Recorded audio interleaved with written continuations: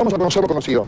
Uno en general en su casa dice, sobre todo cuando están los barrios lejos del centro, voy al centro porque tengo que hacer un trámite en la municipalidad, que hoy es el gobierno de la ciudad, porque cambió el estatus jurídico con ese nombre, ¿no? Voy a hacer un trámite en tal ministerio. Me tomo el subte y voy a Plaza de Mayo y hago tal cosa.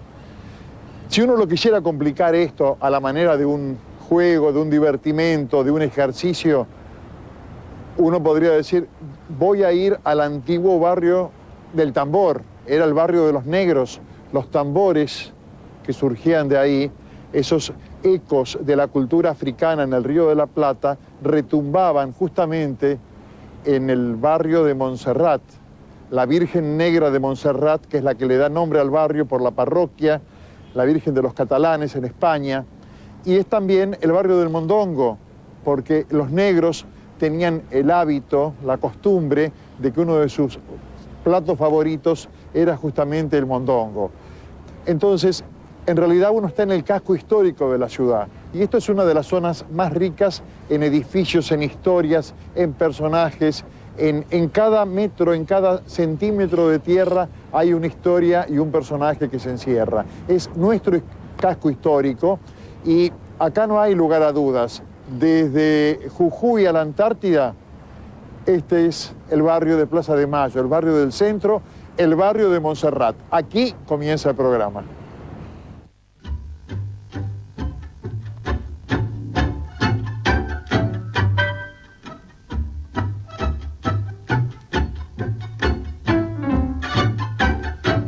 Barrio del Tambor, barrio de negros, primer barrio de Buenos Aires. Este es Montserrat, barrio que guarda gran parte de la historia de esta ciudad de Buenos Aires y del país de los argentinos.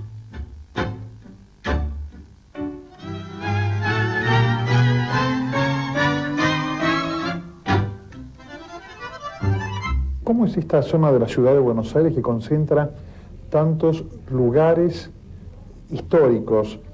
Y esto de lugar, de sitio histórico, de solar histórico, monumento histórico, ¿cómo es esta historia?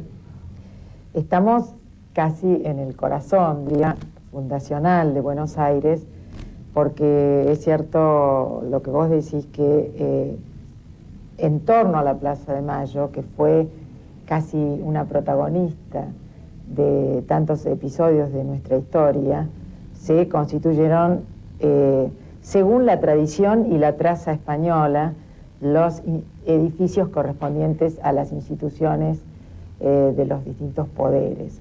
La Plaza de Mayo es, como decimos, el escenario de la vida del país. Es decir, no solo el escenario de la vida de Buenos Aires, es de la vida del país. Aquí se han resuelto aquellas cosas claves para el país históricamente. Y también es un reflejo de las ideas y las mentalidades de los argentinos. Ha sido el espacio que acumuló todos los poderes, el poder civil, el poder religioso, el poder militar, el fuerte, el cabildo, la iglesia, el mercado con su recoba en un momento, el poder económico. Todo estuvo en torno a la Plaza de Mayo, sedimentado acumuladamente. Pero la Plaza de Mayo fue vista de diversas maneras. Fue vista como un lugar de convocatoria, como un lugar de reunión, o fue vista como un paseo para ser contemplado y no vivido. Y todas esas circunstancias fueron generando a través del tiempo, a través de los años, los cambios. Todo parecía en este país nuestro, digamos, a veces pequeño, y siempre aparecía y florecía la grandilocuencia de que debíamos ser más grandes. Es el espacio que sufrió todas las alternativas de los cambios de los modelos de diseño. Entonces nació como un espacio libre, como un baldío, que en el invierno era intransitable por la lluvia y el barro, y en el verano por el calor y el polvo, y terminó siendo una plaza acabadamente francesa, con sus parterres, sus fuentes, sus farolas y todo el aspecto de cualquier plaza de París o de cualquier otro lugar del mundo donde el modelo de la plaza parisina se haya materializado, ¿no es cierto? Y cómo este tema del diseño corre paralelo con el tema del uso, porque en la Plaza Española, la Plaza de Mayo era el salón de usos múltiples de la ciudad, era donde se encontraba todo el mundo, era el punto de orientación de una comunidad tan chiquitita como era la comunidad colonial de Buenos Aires, era el lugar del mercado, era el lugar del ajusticiamiento, el lugar de las procesiones religiosas, de las procesiones de la corona, era el lugar de la plaza de toros, era el lugar de las fiestas, era el lugar donde pasaba todo. Y ahora también pasa todo, aunque a veces no se vea materialmente que ese todo pasa, porque todas las decisiones que abarcan a la totalidad de la República nacen o tienen algún punto de apoyo en la Plaza de Mayo, en alguno de los edificios que rodean a la Plaza de Mayo. Fue hecha formada para hacer un paseo y se pensó que el paseo debía llegar hasta el río. Y entonces hay varios proyectos desde 1925 en adelante para demoler la Casa de Gobierno y llegar hasta el río. Inclusive el presidente Justo comenzó a demoler la Casa de Gobierno en la era de Hipólito Yrigoyen y cuando asume Ortiz frena esa demolición y consolida la Casa de Gobierno. Algo que hoy sería para nosotros impensable que alguien hablara de demoler la Casa de Gobierno. Sin embargo, el Ministerio de Obras Públicas proyectaba crear un gran ámbito de ministerios demoliendo la Casa de Gobierno y haciendo una gran vista hacia el río.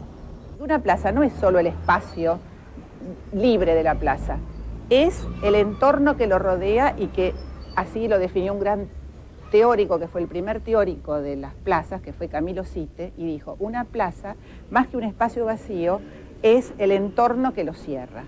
O sea, si nosotros en vez de tener los edificios que tenemos en la Plaza de Mayo, tenemos los edificios que rodean a la Plaza del Congreso o a la Plaza Libertad o a la Plaza de Belgrano, nosotros vamos a tener otros usos, otra ideología dentro de ese espacio, aún con la misma materialización del diseño francés, como son todas las plazas de Buenos Aires. Es cierto que en este momento la Plaza de Mayo constituye como un corazón que diría que del cual se podría desprender un eje lineal que culmina en el Congreso de la Nación, un eje donde es enormemente perceptible la influencia española e italiana de la inmigración de fines del siglo pasado y comienzos de este siglo, y por otro lado hay todo un entorno de la plaza que está constituido por la Casa de Gobierno, que tuvo sucesivas etapas en su fundación, que si uno se pone a pensar es un entorno reconstruido, que comenzó, que fue solar histórico cuando Juan de Garay en la segunda fundación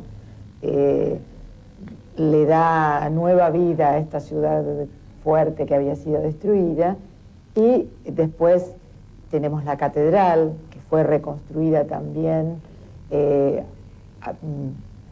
el mismo lugar que le asignara Juan de Garay por el jesuita Blanqui y que luego tiene sucesivas,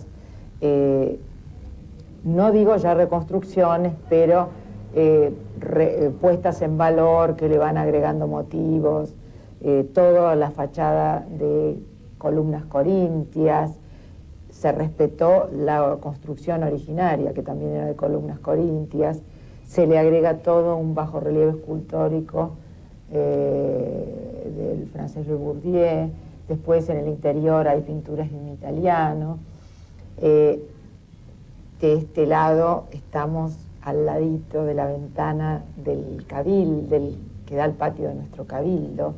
El cabildo es el edificio más antiguo, no antiguo como origen, porque esta versión del cabildo que estamos viendo hoy es un cabildo rehecho también a partir de varias demoliciones y reconstrucciones, pero el cabildo fue en alguna medida la sede de los tres poderes, casi, en los comienzos de esta ciudad que empezó siendo una aldea.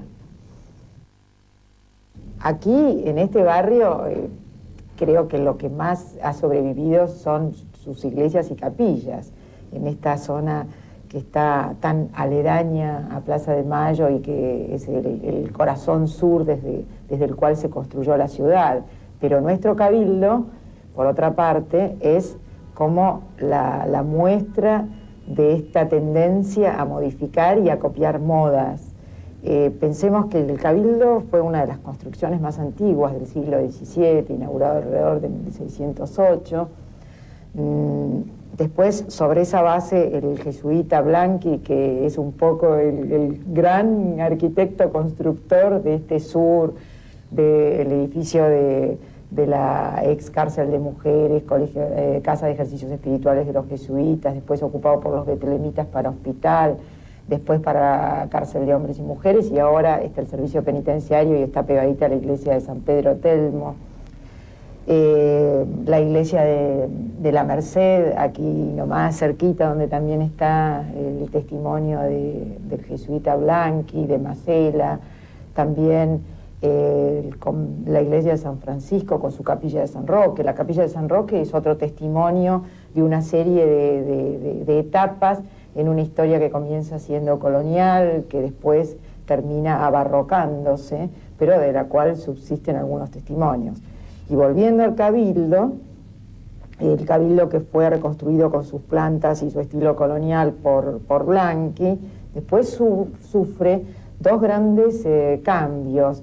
En un momento nuestro Cabildo se vuelve, por influencia de Pierre Benoit, totalmente afrancesado, y en otro y asume una influencia a posteriori italianizante que le crea unos balcones que luego desaparecieron, una serie de columnas en su torre y una torre de 2 pisos que también fue demolida.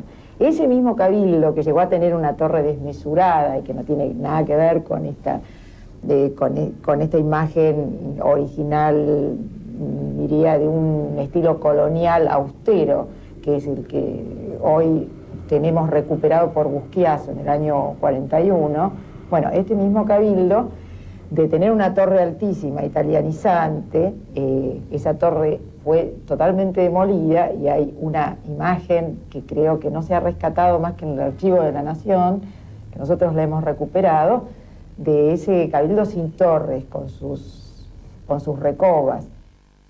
Que este Cabildo tenía 3 arcos más de cada lado y que esos 3 arcos le fueron amputados. Por un lado, en el año, creo que, si no me equivoco, 1889, cuando se construye la Avenida de Mayo, esto implica que pierde 3 de sus arcos.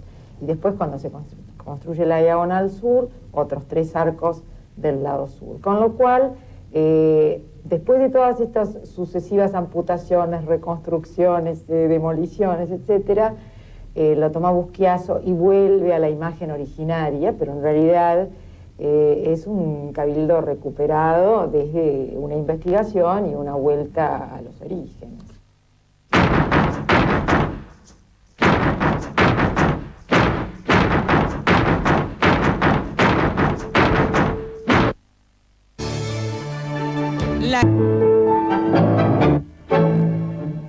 ¿El proyecto de Venecia cuál era?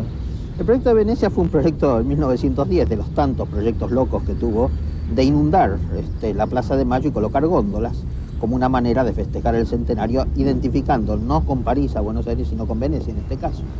Es decir, existieron muchas de estas ideas. Hay, por ejemplo, proyectos para tomar el Cabildo y construirle 6 pisos y colocar lo que queda del Cabildo arriba, es decir, aprovechar el negocio urbano, es decir, aprovechar la posibilidad de valor rentístico que tenía ese terreno, y el monumento convertido como una especie de coronamiento de estos emprendimientos económicos. Estos están publicados en los años 30, hay muchos proyectos de este tipo.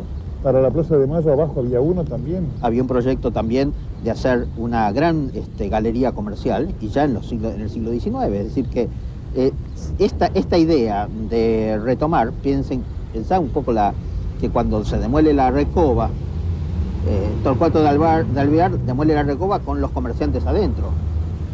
Es decir, no les dio ni tiempo de salir, exigió rápidamente como estas voluntades autoritarias de decir, bueno, nosotros tomamos las decisiones. Y transformamos la plaza, que era una plaza comercial, ¿no es cierto?, en una plaza francesa para ser contemplada. Este es el tipo de actitudes. Bueno, no faltan hoy, hasta escritos de hace 7, 8 años, proponiendo reconstruir la Recoba, reconstruir el Cabildo. Es decir, estas idas y vueltas que tenemos permanentemente por nuestro patrimonio, donde lo que nos queda auténtico es tan poco, porque lo alteramos porque es pequeño, después lo destruimos porque no es el auténtico, después lo reconstruimos porque es una lástima no tenerlo, en definitiva nos muestra esta insensibilidad que tenemos los argentinos para defender nuestras cosas. Vos me preguntabas hace un rato cuánta gente cabe en la Plaza de Mayo. Entonces estábamos revisando el libro y veíamos que pueden caber un poco menos de 100.000 personas. Pero hay veces que las 100.000 personas no tienen tanto poder, entre comillas, como 10 madres que caminan a lo mejor un jueves al mediodía. Entonces, bueno, la cuestión del número también es relativa al uso ideológico del espacio. Claro, y también puede ser según quien lo vea. Si es el partido de gobierno, a lo mejor X lo puede ver de una manera y el partido opositor de ahí, cuando nosotros, yo creo que hubo un corte muy grande en la Plaza de Mayo con la plaza del sí y del no, con la plaza de la vereda de enfrente y de esta vereda, ¿no es cierto? Creo que ahí es como hubo un punto de inflexión que vino a cerrar un poco la etapa que nació el 17 de octubre del 45. Creo que se cerró un poco en la plaza del sí y del no, y que ahora ese valor que le da, el valor del poder del establishment cambió dentro de la Plaza de Mayo. Creo que, bueno, que está un poco declinando, tal vez como declinamos todos con el fin de siglo y de milenio, pero bueno, está todavía allí ese poder, ¿no es cierto? Porque no tenemos ninguna otra cosa que reemplace la Plaza de Mayo, que es donde nació Buenos Aires, nació en una plaza.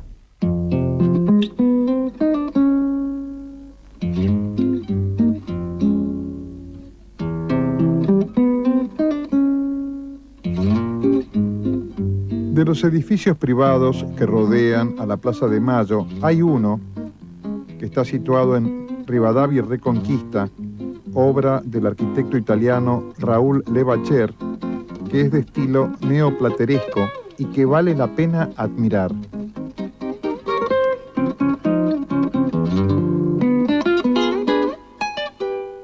Dentro del barrio de Montserrat hay sutilezas históricas, hay tradiciones, hay hábitos, hay costumbres.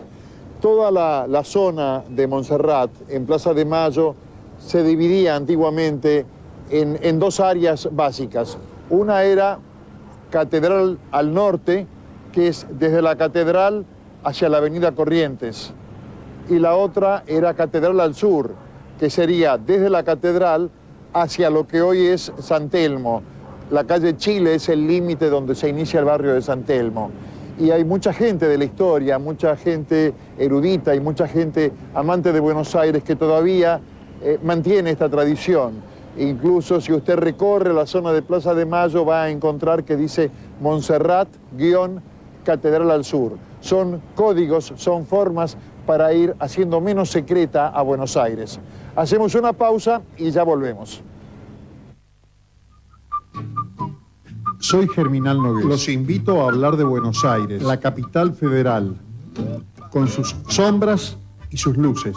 Tan solo 200 kilómetros cuadrados en el mapa de nuestro país, el país de los argentinos. Buenos Aires, ciudad secreta, de 18 a 21 horas, en Radio Nacional, AM 870. Vos mismo. A veces cuesta pensar que cuando uno está cruzando la Plaza de Mayo, está pisando un solar histórico, un territorio histórico, un fragmento de la ciudad, un segmento que fue el que Juan de Garay, el segundo fundador de Buenos Aires, primero la funda Pedro de Mendoza, que según dicen fue aquí en Parque Lezama, en San Telmo. Esta es la barranca natural del río, el Río de la Plata. Eso fue en 1536. Cuando Juan de Garay funda Buenos Aires por segunda vez en 1580, elige o señala lo que hoy es Plaza de Mayo como la Plaza Mayor. Esta tradición de la colonia que un poco quien conoce Madrid de España ve también el sentido que tiene la Plaza Mayor, donde se agrupa el Cabildo, que es la institución que le sigue hoy, que hereda lo que es el gobierno de la ciudad. Y uno tiene que disfrutar esto. Yo creo que es realmente algo fantástico que uno tiene como patrimonio intangible.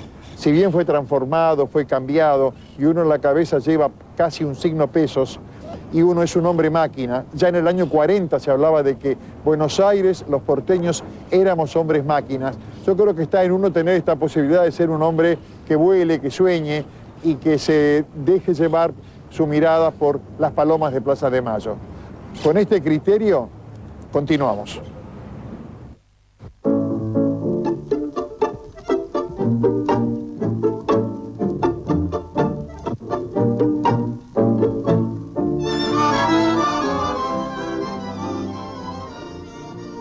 El Banco de la Nación ocupa toda una manzana. Es una obra maestra de la arquitectura. Este edificio se finalizó de construir en 1944. Un solo dato. La cúpula del banco, única en el mundo por sus características arquitectónicas, es por su tamaño y peso la tercera en el mundo después de la de San Pedro en Roma y de la del Capitolio en Washington, D.C.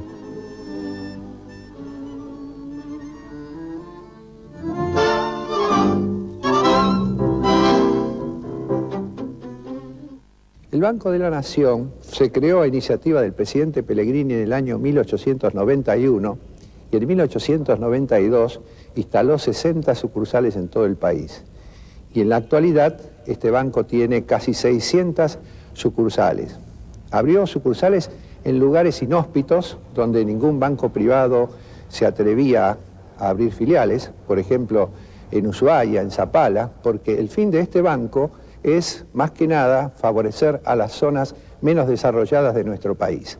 Es un banco que gana muchísimo dinero, pero aunque no ganase dinero, mientras no pierda, cumple una función extraordinariamente social. Este edificio de la Casa Central, que es una de las obras arquitectónicas más importantes del arquitecto Bustillo, el mismo arquitecto que hizo el Casino de Mar del Plata, el Hotel Yao Yao y otras obras importantes. Es un edificio suntuoso y eso debe ser así porque la suntuosidad del edificio da una idea de la solidez del banco. Este edificio de la Casa Central se fue haciendo a partir del primitivo Teatro Colón, que fue la primera sede de este banco en la esquina de Reconquista y Rivadavia, que lo compraron cuando quebró el Banco Nacional. Después, nuestro banco fue adquiriendo todas las casas linderas y cuando se unificó esta manzana, en el año 1941, se empezó a construir esta obra monumental, que es uno de los edificios más valiosos de la capital.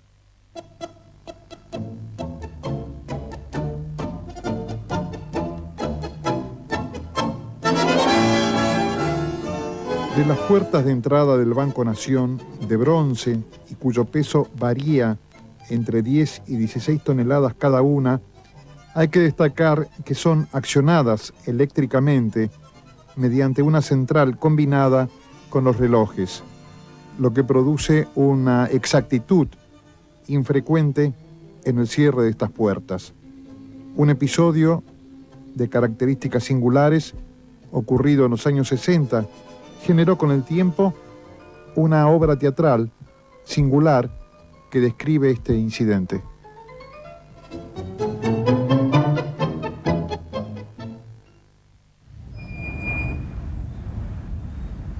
Leonardo, ¿fue un hecho real que inspiró la obra de teatro que vos dirigiste? Es probable, no lo sé a ciencia cierta, pero es muy probable que así haya sido, porque bueno, la obra original es de Enrique Silverstein y era un observador de la realidad, era un hombre que de la realidad sacaba todas sus argumentaciones para sus trabajos incluso como economista. Hacía una suerte de aguafuertes en diarios de la época con una gran capacidad de explicación a la señora de la casa, de cómo se manejaba la economía del país, ¿no? La obra que estamos hablando, ¿cómo se llamó? Se llamó, en su origen, Necesito 10.000 pesos. Luego Peñarol Méndez, que fue realmente el instigador, en buenos términos, de la realización de esta versión, porque él la adaptó con gran respeto por Silverstein, porque lo admiraba mucho, le puso Necesito 4 gambas. Al cabo de 4 meses de ensayo, en el año 84, le tuvimos que cambiar de nombre y le pusimos Necesito 7 gambas, porque la inflación nos había corrido hacia una cifra que era ridícula para el título, porque era muy poca plata. La historia es, ¿cuál? La historia es un comerciante tentado por la riqueza, angustiado por la falta de dinero, inventa un lote de mercadería que todavía no compró, hace que se lo compren 2 personas, no sabe cómo comprarlo porque no tiene plata, y entonces los 2 que compraron la mercadería, más el comerciante, van al banco, van a un prestamista, van a un levantador de juegos que hace préstamos también a través de cheques, y bueno, ahí se desesperan por conseguir un dinero que les hace falta nada más que para pagar una deuda, ¿no? Una deuda que contrajeron sin sentido. Y la puerta del Banco de la Nación, acá en Plaza de Mayo, ¿qué tuvo que ver en esto? Bueno, tuvo mucho que ver, hasta, te diría, hasta en esa cosa de color que ponemos los actores cuando tenemos que hacer algún personaje con características límites. El actor que hizo ese personaje vino acá, miró la puerta, tocó, pensó cómo habría sido aquella situación, aquella época, porque era hace muchos años que pasó esto. Pero bueno, en rigor de verdad nos sirvió a todos, a Peñarol Méndez, a mí, a todos como motivador de esta observación crítica, de una realidad patética, de algo que llega a límites. Pero no contamos todavía cuál sería el hecho, es decir, el que basó toda la obra, toda la angustia. Sí. ¿Es un cliente que llega al banco? Lo que basa toda la angustia es la falta de dinero y la falta de crédito. Este señor, desesperado, trata de entrar en el momento en que están cerrando la puerta. Y bueno, digamos que frente a esta desesperación de que la puerta se le cierra, trata... Muere aplastado. Muere aplastado. Trata de, digamos, de vencer esta situación. La maquinaria. Pasando la puerta, y la puerta, bueno, lo destruye, lo aplasta. Y es, además de un acto doloroso desde el punto de vista humano, por el hecho en sí de la muerte de una persona, de la situación traumática, es también algo patético desde el punto de vista anecdótico, ¿no? No entraba a la maternidad a conocer a su hijo apurado, sino que, bueno, entraba a tratar de salvar una situación económica, obviamente angustiante, pero yo no sé si justifica semejante final, ¿no? Bueno, esto es Necesito 7 gambas, esto es lo que hicimos, esto es lo que vivimos hoy, ¿no? Aquel que es capaz de cortarse una pierna para cobrar el seguro, digamos, total tiene 2.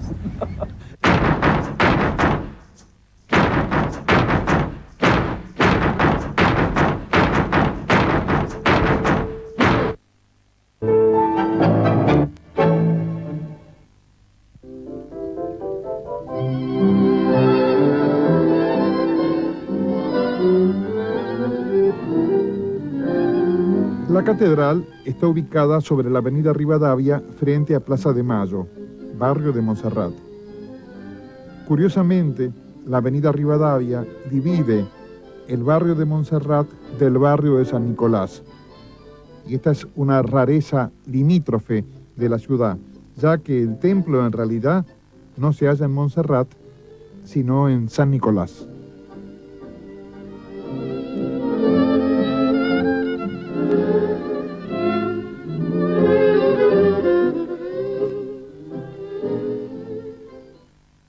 Monseñor Ernesto May, ¿qué significa ser rector de la Catedral de Buenos Aires? Es una experiencia bastante original y diversa a otras actividades propias del ministerio sacerdotal en esta arquidiócesis, porque es un edificio con características únicas en sí mismo y en su actividad también. Desde luego que es una alegría grande poder desempeñar esta tarea y brinda satisfacciones de orden moral. Ante todo porque para todo creyente es la iglesia madre de la arquidiócesis, Se llama catedral porque es la cátedra del obispo, es la iglesia del obispo. Ese es el primer valor que está en juego, ¿no es cierto? Pero aún para que, más allá de los creyentes, hay otros valores también importantes. El sentido histórico de Catedral. Pensar que este edificio fue imaginado y empezado a construir en el año 1760 aproximadamente. Uno cuesta creer que en aquel momento que Buenos Aires no era ni siquiera un virreinato todavía, sería un caserío, difícil de imaginar, que hayan tenido ese sentido de grandeza aquellos criollos, ¿no? De aquel momento, de planificar una obra que todavía hoy, a víspera del siglo XXI, es un orgullo para la ciudad. Y bueno, desde entonces ha sido testigo de la historia argentina, de la historia de Buenos Aires, digamos, pero que un poco también es la historia argentina. Testigo de nuestros próceres. A veces uno imagina, han deambulado por acá los miembros de la primera junta, Rivadavia, Mitre, hasta los más recientes personajes de nuestra historia. Es realmente conmovedor pensar eso. El valor histórico, artístico, desde luego. Este retablo que tenemos acá, en parte lo estamos viendo. Yo creo que es una de las cosas más hermosas que tiene la catedral, ¿no? Esta madera tallada y dorada a la hoja, de fines del siglo XVIII también. Félix Loria lo hizo, un ebanista notable de la época. Artístico, histórico, cultural, ¿no? Es tantas cosas que contiene, cívico. Yo siempre digo, es un santuario religioso para los creyentes, pero para todo argentino es un santuario cívico la catedral. Está el mausoleo de San Martín, custodiamos el mausoleo de San Martín. Es un lugar de peregrinación para toda la gente que viene del interior, no solo de nuestra ciudad, visitando eso. ¿Cómo es la vida cotidiana en esta zona de la Plaza de Mayo, del barrio de...? La Plaza de Mayo es una zona de contrastes. Durante las horas del día, en las horas laborales, parece que uno tiene que cuidar de que no lo pisen, no lo atropellen. Y después, cuando pasa la hora pico, de las 18, las 19, todo se va reduciendo y a la noche directamente es una soledad total. Una soledad total. Hay pocos vecinos, poca gente que vive aquí, toda esa trajín de las horas laborales es gente, oficinistas, bancarios que trabajan en la zona. Pero cuando vuelven a sus casas, esto queda en una soledad muy grande, por eso digo de contrastes. Y cierra todo, los bares, los kioscos, es difícil encontrar algo. ¿Cómo ha sido este rescate del patrimonio del edificio de la catedral que se encargó desde hace unos años? Sí, porque como en tantas cosas en nuestro país está un poquito descuidada y venida menos, un poco por la edad del edificio, otras razones. La humedad es la enemiga número uno de estos edificios antiguos asentados en estas zonas tan cerca del río, ¿no? Y entonces llegó un momento que había que hacer cada vez más pequeños esfuerzos, hasta que el cardenal dijo, bueno, hagamos un plan total, porque hay que hacerlo. Y bueno, parecía un sueño en ese momento, porque significaba mucho dinero, superaba absolutamente las posibilidades de la arquidiócesis económicamente, y se convocó a la gente y, para sorpresa de muchos, y diría de mí mismo, enseguida hubo una respuesta positiva, ¿no? A fines del año 94 fue eso, que se hizo la convocatoria. Se formó una comisión promotora, una comisión pro catedral, que empezó a hacer la campaña, primero publicitaria. Era muy importante difundir el plan, ¿no? Hacer conocer, transmitir el plan. Nos ayudó mucho el periodismo en ese sentido, los medios, como en este momento. Fue una gran ayuda. Y después, bueno, casi pronto llegó una donación, 100.000 pesos. Una empresa, una sola empresa. Entonces dijo, bueno, esto, que parecía un sueño, va a ser posible. Y durante 2 años se trabajó muy bien. Los años 96, 95 y 96, se trabajó muy bien. Se hicieron muchas cosas, algunas no se ven, como se restauraban todos los techos y toda la parte externa. El Estado también dio su colaboración, por cierto. Más de la mitad de lo que se lleva gastado ahí lo ha dado el Estado, a través del Ministerio de Obras Públicas y de la Secretaría de Cultura de la Nación, que también fue muy generosa con nosotros, con muy buena disposición hacia esta empresa. Y así se fue. El año 97, bueno, las cosas cambiaron un poco, se cortó un poco el ingreso de recursos y las obras están, diría que a media máquina en este momento. Pero bueno, se harán cuando Dios disponga.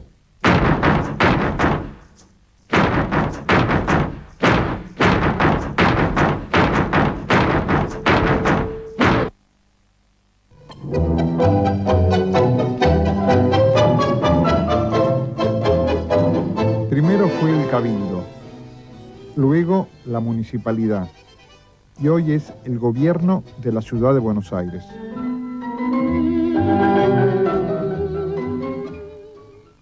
Esta es la sede del Palacio de Gobierno y durante muchos años funcionó la municipalidad. Este edificio fue construido a partir de 1891 y fue el primer caso en la historia que se utilizó material reciclado que pertenecía a la casa de la familia Zuber-Buller, entre ellos los mármoles, la herrería, los cristales, todos esos materiales sacados con mucho cuidado y aprovechados para la construcción de este edificio. El edificio está construido sobre 3 terrenos, uno de los cuales perteneció al general San Martín. En este hall, que es el hall de la bandera, podemos ver, la bandera de ceremonias que se hizo los 25 de mayo, 20 de junio y 9 de julio en el mástil de la Plaza de Mayo, que está, además de los escudos que pertenecen a la ciudad de Buenos Aires, entre ellos el primero, que es de 1580, que fue el que le dio Juan de Garay a la ciudad. Y después, a partir de 1649, el escudo que actualmente todavía se puede ver en los edificios públicos.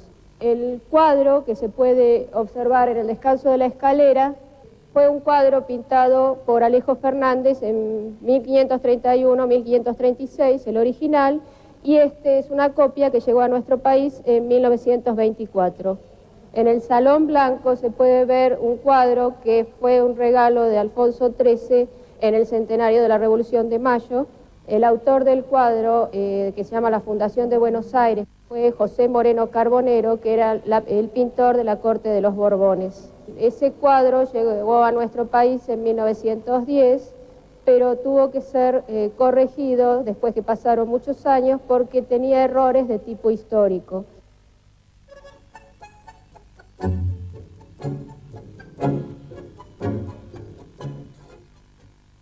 Desde enero de 1997 está abierto al público todos los sábados y domingos el edificio que es la sede del gobierno de la ciudad de Buenos Aires, y este edificio, que es lo que fue la sede del diario La Prensa, ahora Casa de la Cultura. Las visitas guiadas son los sábados y domingos, los sábados a la tarde y los domingos durante todo el día. Vienen muchos vecinos de la ciudad y también turistas que están de paso por la ciudad recorriendo Plaza de Mayo, o a veces van a San Telmo y después vienen también a recorrer este edificio. El edificio del diario La Prensa de la ciudad de Buenos Aires es un edificio de 1898, un edificio hecho casi todo con material traído de Europa y por artesanos que viajan de Europa para trabajar en la elaboración de este edificio. Un edificio que en su momento figuró en muchos libros de arquitectura y de decoración por la belleza de los materiales y las técnicas avanzadas de construcción para la época. Un edificio que hizo que la sede del diario La Prensa de la ciudad de Buenos Aires estuviera al nivel o superara en belleza a las sedes que se habían hecho en esa época otros diarios en el mundo, como el New York Post en New York, o el Times en Londres, o Le Figaro en París. Un edificio que contaba con algunas características muy particulares, como ser una gran biblioteca que llegó a tener más de 80.000 volúmenes, un departamento para huéspedes ilustres que venían a la ciudad de Buenos Aires y que se quedaban alojados en este edificio, por ejemplo, ya como Puccini en 1905, cuando viene el estreno de una ópera en Buenos Aires, se queda alojado en este edificio. Tenía consultorios jurídicos y médicos abiertos a la comunidad, atendidos por destacados especialistas. Una sirena y una farola muy tradicional en la vida de la ciudad de Buenos Aires que anunciaba acontecimientos especiales, cuando muere algún rey en Europa, cuando cambian los presidentes aquí. Cuando sucede algo especial suena la sirena del diario La Prensa en una época donde no había tantas comunicaciones como ahora y la gente iba a averiguar qué había pasado, que algo especial ocurría, ¿no es cierto? Una farola que también se ve desde el Uruguay y que cumplía esa misma función de anunciar acontecimientos especiales. Un salón dorado que es réplica de un salón de Versalles, que hay quienes lo definen como un templo laico consagrado a las artes de la paz y de la sabiduría, haciendo un juego de palabras con que los dueños era la familia Paz. Un salón dorado que desde 1914 el diario lo dedica para recitales y conferencias. Ahí dio su primera conferencia Jorge Luis Borges, Victorio Ocampo, Germán Arciniegas, Ortega y Gasset. Cantó en 1915 Enrico Caruso, Maurice Chevalier, Louis Armstrong, Lili Pons, distintos artistas que venían a la ciudad de Buenos Aires, invitados por el diario La Prensa, se presentaban en ese salón. que tiene en el cielo raso pinturas de la diosa Palas Atenea, que es una diosa que aparece en varias partes del edificio del diario La Prensa, también en una escultura que corona el edificio por Avenida de Mayo. Y ahí aparece pintada en el cielo raso, y 3 tapices con 3 momentos de la vida de Esther, personaje del Antiguo Testamento, que lucha por la liberación del pueblo hebreo contra la opresión de un rey persa, y es el origen de una fiesta hebrea que es la fiesta del Purim. El edificio del diario La Prensa, además, es el único edificio en la Argentina que tiene sus fachadas en estilo Garnier, el mismo estilo que hay en el Casino de Monte Carlo y en la Ópera de París, y es un edificio que sigue en su estética los cánones impuestos por la Escuela de Bellas Artes de París, que es donde habían estudiado los arquitectos argentinos Gainza y Agote, que son los encargados de la construcción del edificio, y en la cual también intervino en la idea global del edificio el fundador del diario, José S. Paz.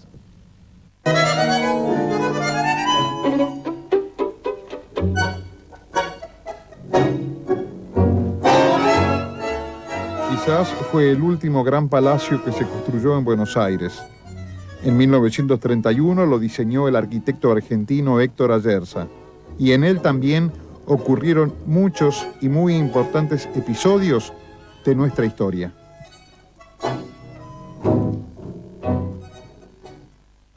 Creo que puede ser muy divertido tomarse el tiempo como para recorrer la Plaza de Mayo cerrando los ojos e imaginándola como era en la época de la colonia, con la recoba en el medio que la dividía en dos, la Plaza del Fuerte y lo que era la Plaza de la Victoria del otro lado, y que era un mercado persa, la Plaza de Mayo. Soñar, imaginarse estos personajes, estas negras que vendían gallinas o patas de vaca.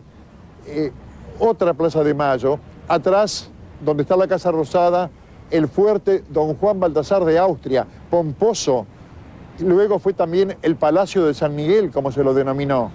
Era una defensa contra los piratas europeos que asediaban este puerto nuestro hoy de Buenos Aires. En fin, de estos y otros temas seguiremos hablando la semana que viene aquí, en Buenos Aires, Ciudad Secreta. Hasta entonces.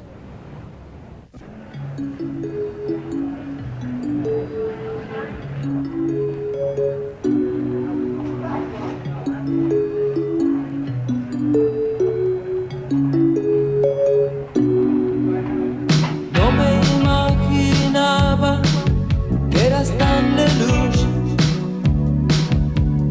Tu beso en el vidrio dejó marcado el rouge. No me importa nada en cuestión de amor. Tomo lo que encuentro, me siento algo mejor. El avión ya despegó, con destino a Nueva York. Es un viaje de placer.